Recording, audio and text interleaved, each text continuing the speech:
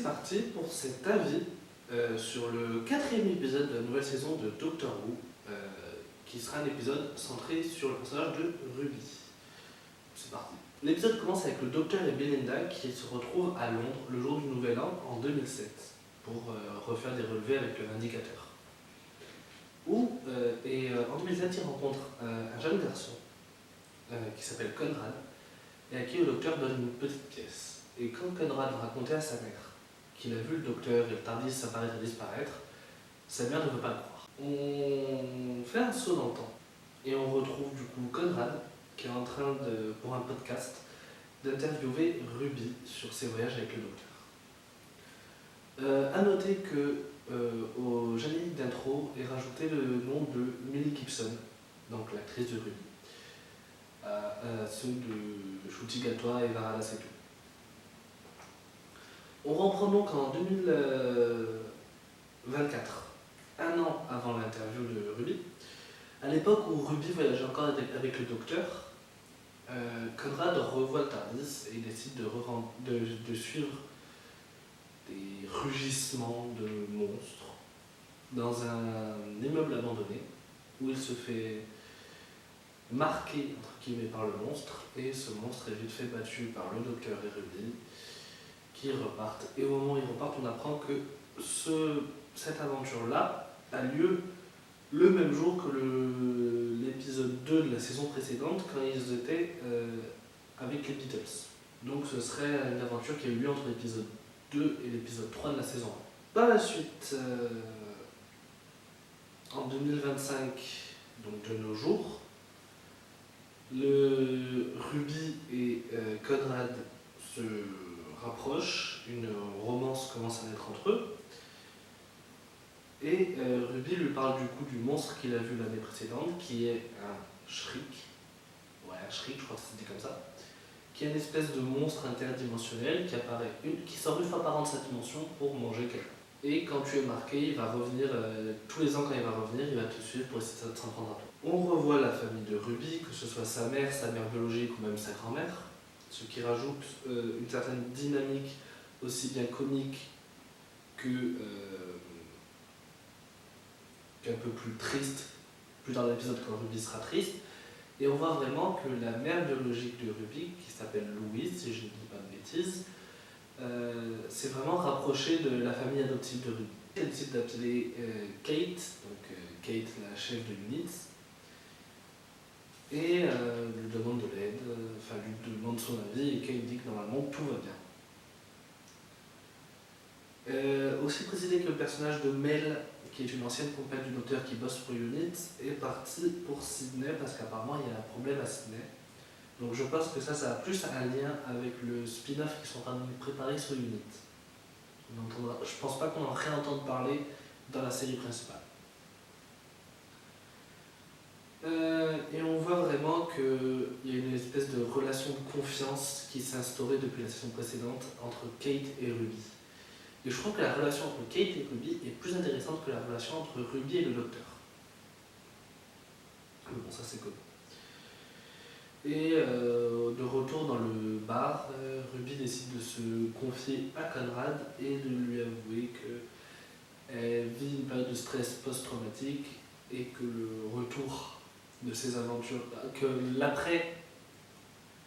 le retour de toutes ses aventures avec le docteur et le fait qu'elle ait décidé de ne pas repartir avec lui, elle est toujours en stress permanent. Et ça nous montre bien ce qui arrive aux compagnons qui survivent après les aventures du docteur et qui décident d'arrêter de voyager avec eux. Qui avait déjà un peu été fait à la fin de l'ère Whittaker, quand il y avait une espèce de cercle de parole avec plein d'anciens compagnons qui parlaient de leurs aventures. On apprend à ce moment-là que Conrad a piégé Unit et que lui et ses potes font partie d'un groupe de conspirationnistes qui ne croient pas en l'existence des aliens et en l'utilité d'Unit. Suite à ça, s'enchaînent plusieurs petites scènes où Ruby est triste de ce qui s'est passé et où Unit tombe de plus en plus dans l'estime de l'imaginaire collectif et que plus personne ne croit en eux et que même l'État risque d'arrêter Unit. Et à ce moment-là, Ruby est avec Kate, Ibrahim et Shirley dans le QG d'Unit, et on se rend compte que Kate pense qu'il y a une taupe parmi eux, et la taupe c'est Jordan, le technicien qui apparaît au début de l'épisode, qui aide Conrad à rentrer dans le QG d'Unit, puis qui se fait tirer dessus par ce dernier. Conrad arrive donc à la salle de contrôle au dernier étage de l'Unit, où il retrouve Ruby, Kate, Ibrahim et Shirley. Et il dit qu'il a une arme sur lui, donc tout le monde la rejoue, et il dit qu'il est en direct et qu'il va faire éclater la vérité sur Unit, qu'ils ne sont que des menteurs, etc. Kate avoue qu'elle se souvient enfin de lui, car il avait postulé à Unit et qu'elle avait dit sur son rapport après le rendez-vous que c'était quelqu'un d'instable et à qui il ne faut pas faire confiance. Conrad continue à les menacer et Kate finit par libérer le Shriek qu'ils avaient attrapé plus tôt dans l'épisode, le vrai Shriek, pas un faux. Et ce dernier va directement essayer de s'en prendre à Conrad parce qu'il l'a marqué, et Conrad va finir par tout avouer quand il va se rendre compte qu'il est en danger. Par avouer qu'il a menti et qu'il a fait tout ça juste pour faire tomber Unit. Et Ruby du coup va aller le sauver en assommant le Shriek. Et à ce moment-là, Conrad se relève, il continue, il recommence à menacer Unit, mais le Shriek se relève et lui chope le bras. On arrive donc à la fin de l'épisode, où Shirley dit que le live qu'a fait Conrad s'est finalement retourné contre lui et que tout le monde recommence à croire en Unit. Ruby et Kate parlent de l'avenir de Ruby, et Ruby dit qu'elle est vraiment pas bien, qu'elle est vraiment en plein choc post-traumatique et qu'il faut vraiment qu'elle s'éloigne de tout ça et qu'elle aille vivre autre part pour l'instant. Et encore une fois, Kate dit qu'elle est là pour elle, et on revoit la relation de confiance qu'il y a entre les deux, que je trouve encore une fois très intéressante. L'épisode se termine donc sur Conrad qui est en prison, et il entend le bruit du TARDIS et il se retrouve dans le TARDIS.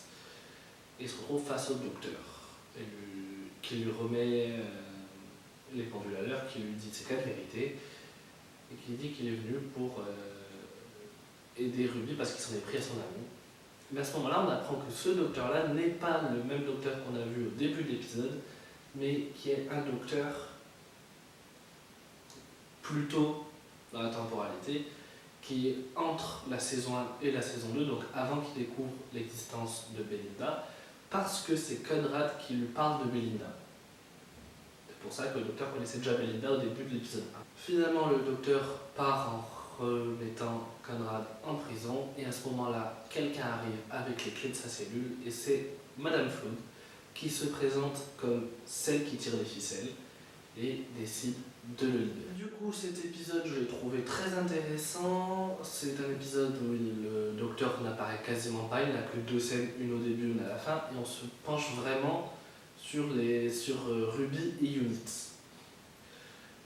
Alors ça, ce n'est que mon avis à moi, mais j'ai l'impression que Ruby a plus été développé dans cet épisode que dans toute la saison 1.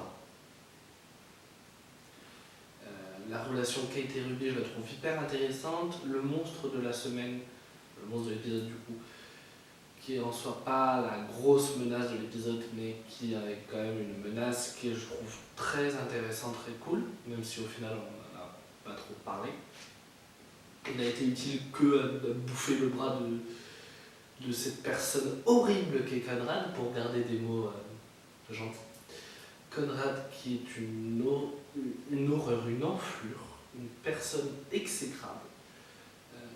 Je préférais même Cassio dans l'épisode précédent que Conrad, pour être honnête. Et voilà. Oui, le fait que Unit, qui est censé être une organisation secrète qui maintenant est connue mais qui garde ses secrets, soit la cible des conspirationnistes et de Conrad, je trouve ça très intéressant. Encore une fois, on voit que la présence du docteur change les personnages, parce que le personnage de Kate, elle le dit elle-même que si le docteur était là, il l'empêcherait de libérer le Shriek. Et on voit que ça va être que Kate a beau être une gentille, enfin quelqu'un du côté des gentils, elle peut faire des actes répréhensibles pour le bien. ce que le docteur ne ferait pas, ou en tout cas éviterait de faire. Le petit passage sur Mail où on dit qu'elle est partie à Sydney parce qu'il y a un problème au port de Sydney, je pense que ça a un lien avec le spin-off qui est en cours sur Unit, parce que ce serait un spin-off où Unit affronterait les monstres marins, je ne sais plus leur nom en anglais, qu'on avait vu à la fin de la saison 13 dans les épisodes spéciaux de Jodie Whittaker, si je dis pas de bêtises. Donc ça, je pense que ça allait, je trouve que c'est une petite info très intéressante pour me donner envie de voir le spin-off sur Unit. Unit que je trouve très intéressant. La relation entre Kate et Ibrahim est un peu développée, je trouve. Une relation qu'on nous avait un peu teasée à la fin de la saison 1. Le retour de Shirley, qu'on n'avait plus vu depuis le dernier épisode du 14e Docteur, avec le fabricant de jouets. Donc c'est cool de la revoir. C'est un personnage que je trouve plutôt intéressant, même si pas tant mis en avant que ça, mais c'est quand même un personnage qui est cool. Et la fin, quand Ruby décide de partir, donc je ne sais pas si on la reverra ni dans la série ni dans la saison, parce que là, en plus de quitter le Docteur, elle veut carrément quitter Londres. D'un côté, c'est peut-être mieux pour elle, vu son état. Donc, épisode très intéressant. Je pense que Conrad, on le reverra peut-être, vu que Madame Flood est libérée. Et j'aimerais de savoir qui est Madame Flood, parce qu'elle est partout. Et ça commence à me stresser tout ça, je veux savoir qui c'est. J'ai pas tant de théories, hormis que j'aimerais beaucoup revoir Unit dans cette saison. J'adore Unit, surtout Kate, c'est un de mes personnages préférés. Et voilà, si je devrais lui mettre une note, je pense que je lui mettrais une note, la note de 8,8, parce que c'est quand même un bon épisode selon moi, un bon casting. J'adore les personnages qu'on voit. L'histoire est plutôt intéressante car une bonne partie de l'épisode, il n'y a pas de monstres, il n'y a pas d'aliens, il n'y a pas de méchants, c'est juste un humain contre des humains, un complotiste contre l'armée, enfin, une agence secrète. Donc j'ai trouvé ça cool, un peu rafraîchissant par rapport à ce qu'on a l'habitude de voir.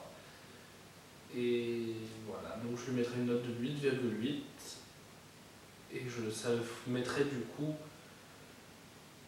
en meilleure position que l'épisode 1, mais en dessous les épisodes 2 et 3. Sur ce, la vidéo est terminée, j'espère que ça vous a plu. On se revoit la semaine prochaine pour le prochain épisode, et sur ce, ciao!